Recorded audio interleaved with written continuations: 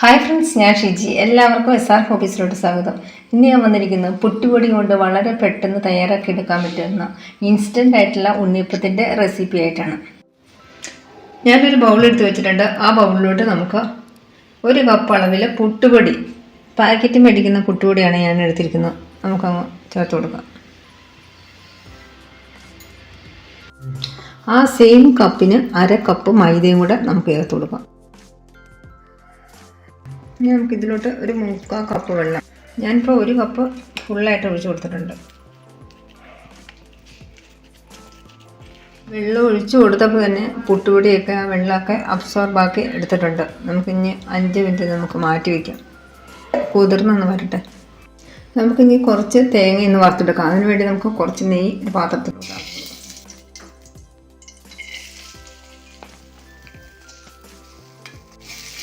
ഉണ്ണിയപ്പത്തിൽ നമ്മൾ തേങ്ങയൊക്കെ നെയ്യിലൊക്കെ വറുത്ത് ചേർത്താൽ നല്ലൊരു ടേസ്റ്റ് തന്നെയാണ്. ഇടയ്ക്കൊക്കെ ഇന്ന് കടിക്കാൻ കിട്ടുവാണെങ്കിൽ. നല്ലൊരു കളറൊക്കെ മാറിയിട്ടുണ്ട്. ഇനി നമുക്ക് 1 ടീസ്പൂൺ എള്ളി ചേർത്ത് കൊടുക്കാം. ചെറിയ തോതിൽ നിന്ന് കഴുകിയെടുത്താണ്. ഞാൻ ഫ്ലെയിം ഓഫ് ചെയ്ത് കൊടുത്തിട്ടുണ്ടായിരുന്നു, അതിന് ശേഷമാണ് എള്ളി ചേർത്ത് കൊടുത്തത്. ഈ ചൂട് തന്നെ ഇരുന്ന് റെഡി ആയിക്കോളും. ഞാനിപ്പോൾ 1/4 കപ്പ് ശർക്കര ചീകി എടുത്ത് വെച്ചിട്ടുണ്ടായിരുന്നു. അത് 1/4 കപ്പ് വെള്ളം കൂടെ ഒഴിച്ച് മെൽറ്റാക്കി എടുത്ത് വെച്ചിട്ടുണ്ട് നേരത്തെ തന്നെ. ചെറിയൊരു ചൂടുണ്ട്.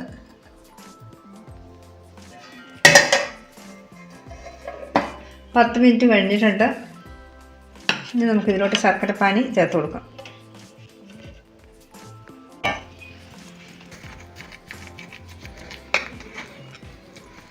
നന്നായിട്ട് കട്ടിയായിട്ട് കിടക്കണേ, ഒന്നും സാരമില്ല. ഇത് നമുക്ക് മിക്സി ജാറിലോട്ടാക്കി നമുക്കൊന്ന് അടിച്ചെടുത്തുകൊണ്ട് വരാം. 2 ട്രിപ്പായിട്ട് നമുക്ക് അടിച്ചെടുക്കാം. ഇനി ബാലൻസ് ഉള്ളതും ഇതുപോലെ തന്നെ നമുക്ക് അടിച്ചെടുത്തുകൊണ്ട് വരാം. മൊത്തത്തിൽ അടിച്ചെടുത്തുകൊണ്ട് വന്നിട്ടുണ്ട്.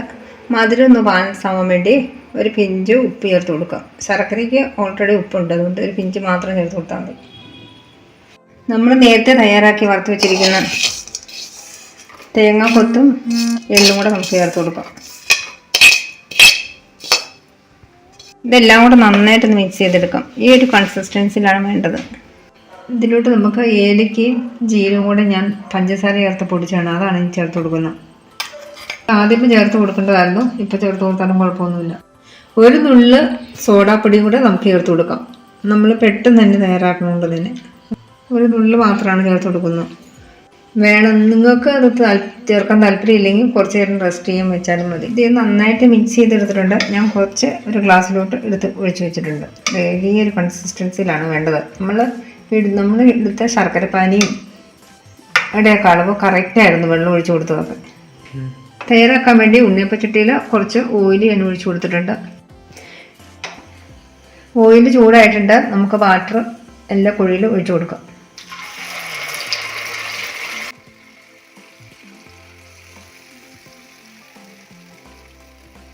മീഡിയം ടു ഹൈ ഫ്ലെയിമിലാണ് ഞാൻ ഇട്ട് വിട്ടേക്കുന്നത്.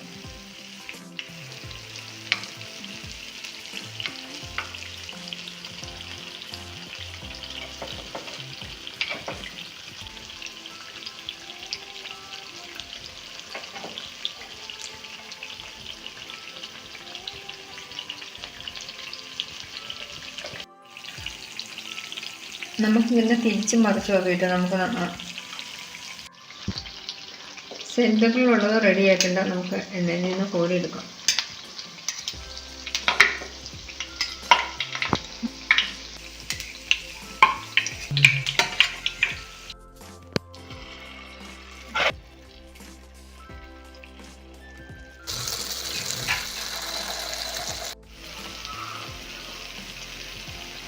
കളർ ഒന്ന് മാറി വരുമ്പോൾ നമുക്ക് തിരിച്ചിട്ട് കൊടുക്കാം.